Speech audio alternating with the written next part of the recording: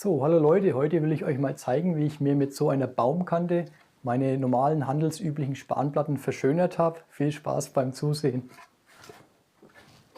So, jetzt habe ich mir das Material schon mal so hingelegt, wie ich mir das ungefähr vorstelle. Im Vordergrund sind das jetzt hier schon mal die Baumkante, die ich da entfernt habe von einer Bohle. Das ist jetzt im vorderen Bereich zweimal Buche. Dass das eine andere Sorte ist, das war jetzt in dem Fall einmal Rüster Ulme. Und diese Baumkanten will ich eben an diese normalen Spanplatten, das sind jetzt vermute ich mal so 18, 19 mm Stärke, und die haben ja meistens vorne solche Anleimer, und wie so oft sind es auch die günstigeren Anleimer, und diese Anleimer gehen mit der Zeit auf und der Kleber haftet nicht mehr so gut und dann stehen diese Anleimer weg. Da sieht man dann, wie diese Anleimer, wie die weggehen, und dann hoffe ich mal, dass das danach schön ausschaut. So, das wäre jetzt quasi die erste Spanplatte, an der ich die Kante entfernen will. Oder diesen Kantenanleimer besser gesagt, den ich da jetzt entfernen will. Und da schneide ich so ungefähr 5 mm weg. Damit ich das eben machen kann, habe ich jetzt das Sägeblatt gewechselt. Da hatte ich jetzt vorher ein Längsschnitt-Sägeblatt drin. Das hat etwas weniger Zähne, und jetzt habe ich eins mit 42 Zähne. Da habe ich mir die Säge jetzt so eingestellt von der Tiefe, dass ich ca. 1 mm habe. Dann will ich quasi gegen die normale Sägerichtung, aber das ist auf jeden Fall zu beachten, dass man das nur mit ganz geringer Tiefe machen darf. Also höchstens 1 oder 2 mm, mehr darf man nicht machen, weil wenn man das macht, hat man auf jeden Fall, das kann ich mal simulieren, so eine Rückschlaggefahr, dass die Säge zurückschlägt, und das ist auf jeden Fall, darf man das nicht machen, nur wirklich höchstens 1 oder 2 mm. Und dann werde ich das jetzt mal kurz machen und dann zeige ich das mal, das Ergebnis, ob das quasi was bringt oder nicht.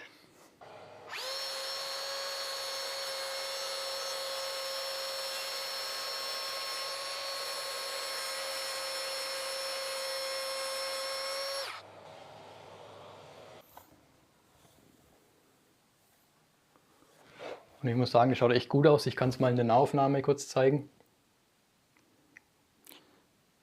Gut, ich kann jetzt die Führungsschiene nicht entfernen, da ich sonst das Maß wieder verändere. Aber wenn man jetzt die rechte Seite dieser Sägenut anschaut, dann sieht man da eigentlich so gut wie keine Ablatzungen. Das war jetzt quasi die Vorarbeit mit dem Vorritzen, und die komplette Tiefe stelle ich jetzt mit dem Tiefenanschlag von der Säge ein und säge dann komplett in der richtigen Richtung, jetzt quasi hier von links nach rechts. Und dann bin ich gespannt, ob ich da noch Ausrisse habe, weil es kann dann schon sein, dass da trotzdem noch Ausrisse entstehen. Aber das werden wir jetzt dann sehen.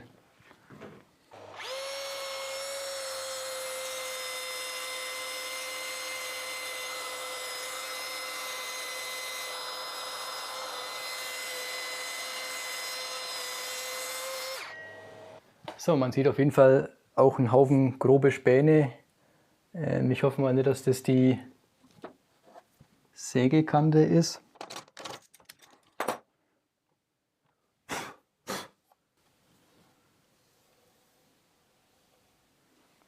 Also einen Ausriss habe ich, den zeige ich mal kurz.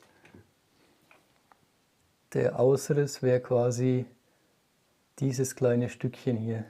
So, wie gesagt, also der Trick funktioniert anscheinend, das ist schon mal sehr gut, weil das würde auf jeden Fall nicht so schön ausschauen, wenn man jetzt quasi da anschließend die Baum- oder Waldkante quasi verleimt und man hat da solche Ausfranzungen, das ist dann weniger schön.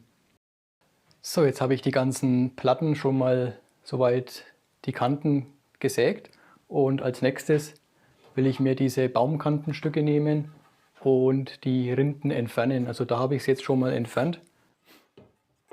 Bei den anderen muss ich es jetzt quasi noch entfernen. Da nehme ich dann ganz normalen Stechbeitel und versuche das vorsichtig zu entfernen. Das will ich eigentlich schon irgendwie erhalten, dass man die Struktur noch vom Holz sieht. Und so, dass es nicht ausschaut wie eine Dreiecksleiste, weil dann könnte ich mir gleich eine Dreiecksleiste schneiden und das nicht mit der Baumkante machen.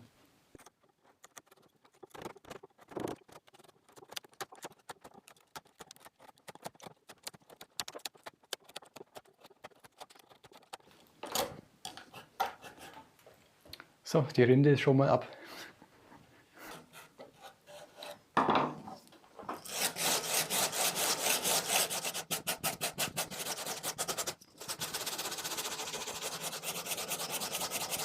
Jetzt bin ich eigentlich soweit fertig, habe ich jetzt quasi diese 3 Leisten komplett von der Baumrinde entfernt.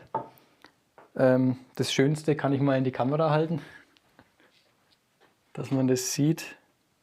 Der Holzwurm war auch etwas aktiv, aber das stört mich jetzt weniger. So, jetzt kann man hier schön die Struktur erkennen von der Buche. Und oben sieht man noch ein Stückchen von dem Wurm, da hat er sich verköstigt. Aber das werde ich durch das Hobeln, wird es quasi wegfallen. Das heißt, das nächste wäre jetzt die Abrichte und das Holz abrichten.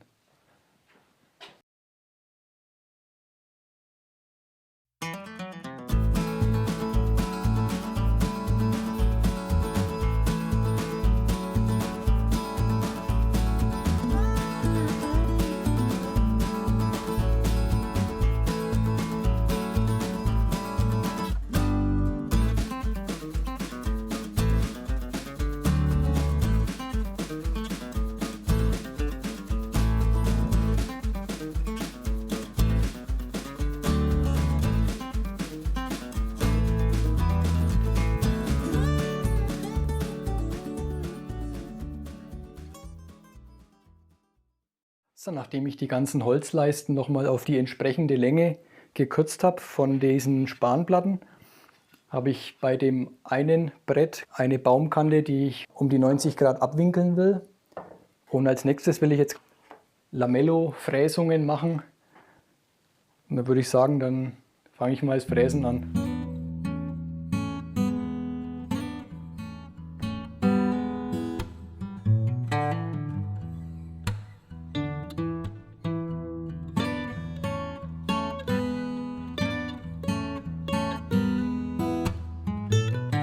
So, und somit werde ich jetzt fertig mit dem Fräsen von den Lamello-Vertiefungen.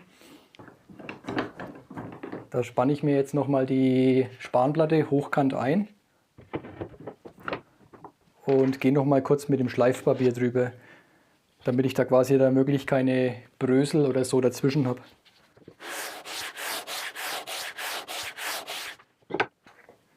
Und dasselbe mache ich dann nochmal mit der Echtholzleiste.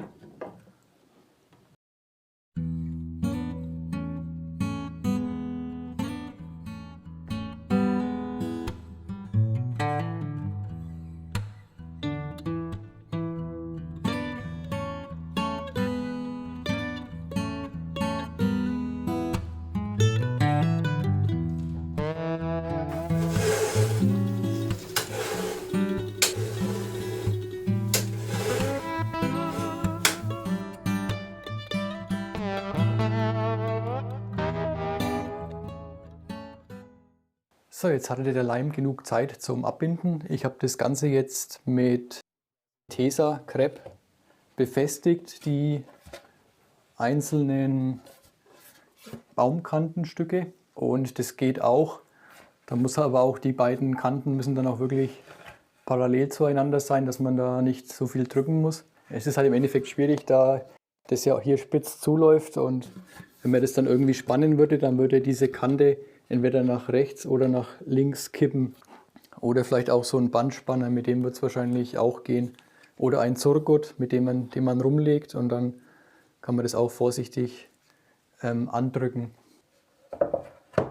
Und nachdem das jetzt alles fertig ist, werde ich da das ganze Tesa entfernen und erstmal die ganz scharfe Kante da von der Baumkante leicht abrunden. So, jetzt bin ich fertig mit dem Hobeln von den Baumkanten. Die habe ich dann jetzt quasi nochmal auf dieselbe Ebene gehobelt wie die Spanplatte, damit ich da keinen Übergang spüre. Das ging jetzt eigentlich relativ gut. Das sieht man da im Hintergrund noch, die ganzen Hobelspäne. Nachdem das dann soweit fertig war, habe ich dann nochmal mit einem Schleifschwamm und mit dem Schleifvlies die Kante, die äußere, die doch relativ spitz war, nochmal gebrochen, so auf einen Radius von 2-3 mm. Quasi da nochmal drüber, dass, wenn da jemand drüber langen will, dass er dann nicht die riesen Spreißel in der Hand hat, also die riesen Holzsplitter auf Deutsch gesagt. Und da kann man jetzt drüber langen, da passiert nichts, das ist schon mal sehr gut. Und da werde ich jetzt das Ganze dann mit einer Oberflächenbehandlung versiegeln, da man ja da im Vordergrund jetzt sieht, dass die Holzstücke alle so Flecken haben. Das gefällt mir jetzt weniger und da habe ich jetzt quasi so ein Holzöl, das ist ein Hartwachsöl und das ist jetzt mit Pigmente. Das sind jetzt so hellgraue Pigmente. Und dann würde ich sagen, dann räume ich das Ganze mal auf und dann geht es weiter mit der Oberflächenbehandlung. Das ist jetzt so eine hellgraue Farbe. Und dann würde ich sagen, setze ich mir den Kopfhörer mal auf und dann geht's los.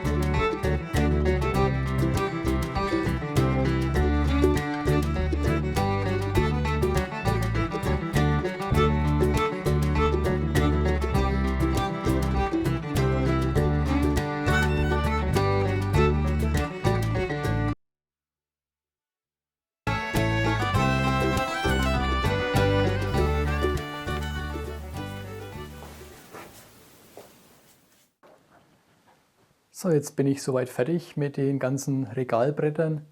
Da habe ich ja jetzt dieses Holzöl verwendet und nachdem ich jetzt nochmal die Gebrauchsanweisung hinten gelesen habe, stand da auch drauf, man sollte es wirklich abnehmen. Man sollte quasi dieses Holzöl auftragen und so nach 20 bis 30 Minuten Einwirkzeit soll man sich da so einen Baumwolllappen nehmen und dann den Überschuss wieder entfernen. Hätte ich normalerweise auch so gemacht, aber ich habe das schon mal so angewendet, dass ich das quasi deckend gestrichen habe. Die Holzteile, das war bei einem Kleiderschrank und das war Buche Multiplex. Und das Buche schaut ja auch so rosa, rötlich-bräunlich aus und den Farbton will ich eigentlich nicht so durchschimmern haben. Dieses Öl würde ich wahrscheinlich so abwischen, wenn ich jetzt eine Eiche oder irgend sowas hätte oder ein helleres Holz, Esche zum Beispiel mit groben Poren, wo man dann schön diese Farbe sieht in den Poren. Da würde ich das schon so verwenden. Und somit dauert es dann etwas länger, bis die Farbe dann durchgetrocknet ist. Aber sie trocknet schon. Also, aber nur weil ich es halt jetzt speziell jetzt bei dem Produkt halt weiß, dass das so funktioniert. Das habe ich jetzt alles gemacht und somit werden die Regalbretter jetzt fertig. Das mittlere ist quasi so gebaut worden, das sind quasi die Winkel von oben verschraubt an dieses Regalbrett und dann später an die Wand. Hätte ich jetzt nicht so gelöst, aber das war jetzt schon so und so werde ich es auch wieder an die Wand hängen. Aber jetzt ist es auf jeden Fall schön geworden und ich kann mal kurz die Kamera nehmen, dann kann man sich das anschauen.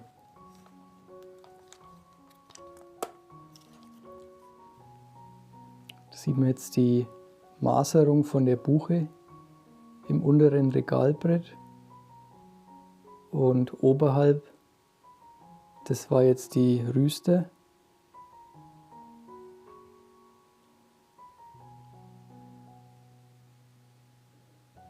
Und da sieht man eben quasi, dass das Regal quasi verkehrt herum mit dem Winkel befestigt wird. Das ist jetzt wieder das zweite. Und diese längeren sind quasi übereinander, die zwei längeren Regalbretter. Aber man sieht auf jeden Fall schön die Maserung oder besser gesagt die äußerste Schicht vom Baum unter der Rinde von der Buche.